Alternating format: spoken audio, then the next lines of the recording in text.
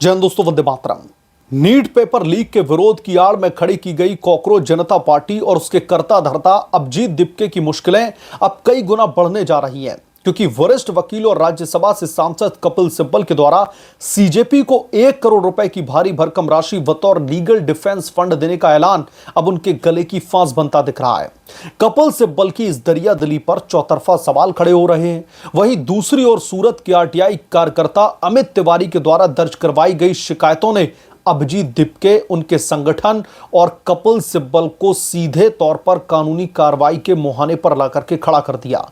RTI कार्यकर्ता अमित तिवारी ने देश की 3 बड़ी प्रशासनिक संस्थाओं का दरवाजा खटखटा करके इस पूरे फंड और संगठन की पोल खोल करके रख दी है। सबसे पहले भारत निर्वाचन आयोग में दी गई शिकायत में यह साफ तौर पर कहा गया है कि सीजेपी एक गैर पंजीकृत संस्था है, लेकिन यह एक पूर्ण राजनीतिक दल की तरह काम करने का प्रयास कर रही है। वहीं करोड़ों रुपए का चंदा जुटा रही है। जनप्रतिनिधित्व अधिनियम 1951 की धारा 29A के मुताबिक बिना पंजीकरण के राजनीतिक पार्टी की तरह काम करना और चंदा लेना सीधे सीधे कानूनन अपराध है, यह गैर कानूनी है। इसके अलावा केंद्रीय अप्रत्यक्ष कर एवं सीमा शुल्क बोर्ड में शिकायत दर्ज करवा करके कपिल सिब्बल के द्वारा घोषित 1 करोड़ रुपए की राशि की वित्तीय पारदर्शिता की मांग की गई है।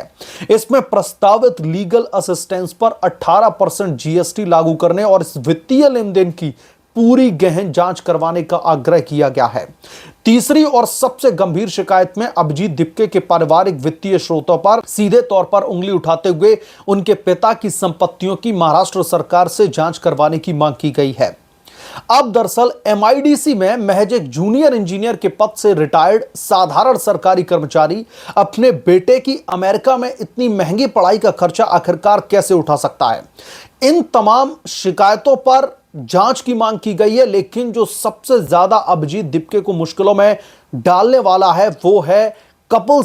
सिब्बल की तरफ से जो लीगल डिफेंस, एक तरीके से जो मनी दी गई है उसकी वजह से। ये सवाल लगातार अब गहराते जा रहे हैं। खुद छात्रों का मसीहा बताने वाले अभिजीत दीपके अब पारदर्शी जवाबदेही देने से भागते दिख रहे हैं। बिना किसी कानूनी पंजीकरण और बिना किसी ऑडिटेड बैलेंस शीट के इतने बड़ा फंड बटोरना उनकी नीयत पर भी गंभीर सवाल खड़े करता है। यदि महाराष्ट्र की सरकार और जांच एजेंसियां आय से अधिक संपत्ति की जांच शुरू करती हैं तो यह जांच सिर्फ अभिजीत दीपके के संगठन तक सीमित नहीं रहेगी, बल्कि उनके पूरे परिवार पर कानूनी गाज गिर सकती है। देश के दिग्गज वकील होने के नाते क्या कपिल सिब्बल को यह नहीं पता था कि बिना पंजीकृत संगठन को 1 करोड़ रुपए देना कानून का सीधे तौर पर उल्लंघन है। आलोचकों का यह साफ मानना है कि कपिल सिब्बल का यह कदम छात्रों की मदद के लिए नहीं, बल्कि विरोध की आड़ में अपना राजनीतिक एजेंडा चमकाने का स्टंट था। सिब्बल साहब तो कानून के बहुत बड़े जानकार हैं, फिर भी क्या उन्हें पता नहीं था कि सीजेपी पंजीकृत नहीं है, तो 1 करोड़ का कैसे उन्होंने मदद कर दी। अदालत से बाहर एक अवैध वेबसाइट पर समानांतर फंड बनाकर के कानूनी प्रक्रिया को प्रभावित करने की कोशिश कानून के शासन का सीधा अपमान है। छात्रों के हक की बात से शुरू हुआ यह पूरा मामला अब वित्तीय अनियमितताओं, बिना पंजीकरण के फंड जुटाने और संदिग्ध संपत्तियों के गंभीर जाल में फंस चुका है। अभिजीत दीपके को अब कानून के समक्ष पाई पाई का हिसाब देना होगा। वहीं वरिष्ठ वकील कपिल सिब्बल को भी देश को यह जवाब देना ही पड़ेगा कि उन्होंने किस हैसियत से और कानून के तहत एक गैर कानूनी संगठन की झोली में 1 करोड़ रुपए डालने की वकालत जो है कर डाली। अब यहां पर जब मैं गैर कानूनी संगठन कह रहा हूं तो अभी तक उसको पंजीकृत नहीं करवाया गया, और जब तक उसको पंजीकृत नहीं करवाया जाता उसको पॉलिटिकल पार्टी कैसे बुलाया जा सकता है, उसको लेकर अब गंभीर सवाल खड़े हो रहे हैं। और खुद कपिल सिब्बल भी इस मामले के कहीं ना कहीं सेंटर में खड़े दिखाई दे रहे हैं, क्योंकि कपिल सिब्बल इतने बड़े कानून के जानकार हैं, बावजूद उनकी तरफ से इस तरीके की हिमाकत करना, यह ऐसा लगता है कि जानबूझ करके कपिल सिब्बल साहब ने यह कदम उठाया है। क्योंकि इतने बड़े कानून के जानकार होने के बावजूद भी ऐसा तो हो नहीं सकता कि कपिल सिब्बल को इस बात की जानकारी ना हो कि जो सीजेपी है, जो कॉकरोच जनता पार्टी है, वो रजिस्टर्ड नहीं है, पंजीकृत नहीं है। ऐसे में उसकी कानूनन तौर पर जो ये मदद की जा रही है, उस मदद के क्या रेप्रिकेशन हो सकते हैं, कपिल सिब्बल अच्छी तरीके से जानते थे। उसके बावजूद भी ये 1 करोड़ रुपए की लीगल डिफेंस मनी कॉकरोच जनता पार्टी को देना, यह साफ तौर पर दिखाता है कि यह जानबूझ करके किया गया एक एक्ट है, जानबूझ करके एक ऐसा कदम उठाया गया है ताकि कपिल सिब्बल इस मामले को कहीं ना कहीं भारतीय जनता पार्टी के तौर पर मोदी सरकार के खिलाफ में इस मामले को भुना सकें। और सबसे बड़ी बात यह है कि अभिजीत दिपके जो सीजेपी के मुखिया हैं, क्या उन्हें इस बात की जानकारी नहीं थी कि जो ये वो कदम उठाने जा रहे हैं ये पूरी तरीके से लीगल है? और चूंकि अब जब शिकायत दर्ज करवाई गई है तो ये शिकायत सिर्फ कपिल सिब्बल के द्वारा दी गई सिर्फ 1 करोड़ रुपए की राशि पर नहीं, बल्कि दूसरे और तमाम मामले इसमें जो है जोड़ दिए गए हैं। चाहे फिर वो अभिजीत दिपके को जो कपिल सिब्बल ने 1 करोड़ रुपए दिए हैं वो मामला हो, या फिर आय से अधिक संपत्ति का मामला हो, क्योंकि जो अभिजीत दिपके की पढ़ाई लिखाई का खर्चा आया यूएसए में, उसमें जो उनके पिता की भूमिका रही है वो भी अब सवालों के घेरे में है। और उनके पिता के खिलाफ में भी शिकायत दर्ज करवाई गई है, क्योंकि रिटायर्ड होने के बाद में जब वो अपनी नौकरी से रिटायर्ड हो गए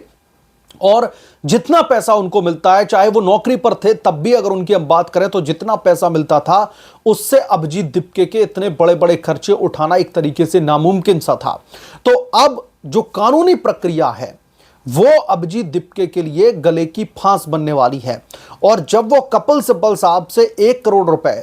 लेने की जब उनकी बातचीत चली होगी तो शायद उन्हें इस बात का अंदाजा भी नहीं होगा कि कितने बड़े पैमाने पर ये कानूनी पचड़े में फंसने वाले हैं। और कपिल सिब्बल भी अब इस मामले में गिरते हुए दिखाई दे रहे हैं, क्योंकि एक तो ऐसा होता है कि जिसको जानकारी ना हो वो इस तरीके का काम करे तो समझ में आता है, उसके खिलाफ में शिकायत होगी, अपनी जो दलीलें हैं वो सामने आकर के रखी जाएंगी। लेकिन ये जानते हुए भी कि कॉकरोच जनता पार्टी पंजीकृत नहीं है, उसके बावजूद भी इस तरीके का कदम उठाना, मुझे लगता है ये तो सीधे तौर पर कानून को ठेंगा दिखाने जैसा है कि हमें पता है कि ये कानूनन गलत है, ये गैर कानूनी है, इसके बावजूद भी हम ये कदम उठा रहे हैं, फिर भी हमें डर नहीं लग रहा। तो यकीनन तौर पर अब इलेक्शन कमीशन ऑफ इंडिया में जो शिकायत दर्ज करवाई गई है उस शिकायत के बाद में अब चुनाव आयोग भी अभिजीत दिपके के खिलाफ में कोई बड़ा कदम उठा सकता है। अभिजीत दिपके के खिलाफ में महाराष्ट्र में जो शिकायतें हुई हैं, क्योंकि वो महाराष्ट्र के ही रहने वाले हैं, तो आय से अधिक संपत्ति के मामले को लेकर के भी इन्फोर्समेंट डायरेक्टोरेट की तलवार उनके ऊपर लटक रही है। इधर इलेक्शन कमीशन ऑफ इंडिया की तलवार ऊपर से लटक रही है, क्योंकि जो उन्होंने 1 करोड़ रुपए लिए हैं उस मामले में वो गंभीर रूप से घिरते हुए दिखाई दे रहे हैं। अभी तक अभिजीत दिपके की तरफ से या फिर कपिल सिब्बल की तरफ से इस मामले पर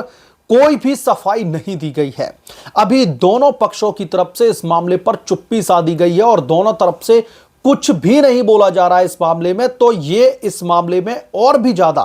कई सारे गंभीर सवाल खड़े कर रहा है कि इनकी चुप्पी ये दिखा रही है, शायद अब इनको ये रियलाइजेशन हो रहा होगा कि इन्होंने ये कितना बड़ा ब्लंडर किया है। तो कपिल सिब्बल के द्वारा दिए गए पैसे अब कॉकरोच जनता पार्टी के लिए और खुद कपिल सिब्बल के लिए भी एक बहुत बड़ी परेशानी का सबब बनने वाले हैं। अब बस इंतजार है कि इलेक्शन कमीशन ऑफ इंडिया की तरफ से क्या बड़ा एक्शन लिया जाएगा, क्या सीजेपी के खिलाफ में चुनाव आयोग की तरफ से कदम उठाया जाएगा। सबकी निगाहें दरअसल अब चुनाव आयोग की तरफ टिकी हुई हैं, क्योंकि यह शिकायत सीधे तौर पर चुनाव आयोग को सौंपी गई है और चुनाव आयोग में साफ तौर पर यह कहा गया है क्योंकि सीजेपी अभी तक पंजीकृत नहीं है एज अ पॉलिटिकल पार्टी, तो फिर उनको फंड लेने की भी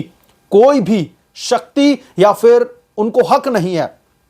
as per the Indian penal law. और सबसे बड़ी बात यह है कि जो ये फंड लिया गया है, चूंकि अब सीजेपी पंजीकृत नहीं थी तो फिर 18% का जो टैक्स था, जो जीएसटी थी, वो इनको पे करनी चाहिए थी, सरकारी खजाने में जाना था। मसलन इस मामले पर अब जिस तरीके से अभिजीत दिपके और समूची कॉकरोच जनता पार्टी घिरती हुई दिखाई दे रही है और खुद वकील कपिल सिब्बल साहब भी कटघरे में खड़े दिखाई दे रहे हैं, इस पर आपकी क्या राय है, आप क्या सोचते हैं, हमें कमेंट करके जरूर बताएं। जल्द मिलूंगा किसी दूसरे बड़े अपडेट के साथ में, तब तक के लिए धन्यवाद। अगर आप लोग चैनल पर नए हैं तो प्लीज चैनल को सब्सक्राइब करें, साइड बने बेल आइकन को जरूर प्रेस करें ताकि जब भी मैं कोई बड़ी खबर लेकर के आऊं तो इसकी जानकारी सबसे पहले आपको मिले।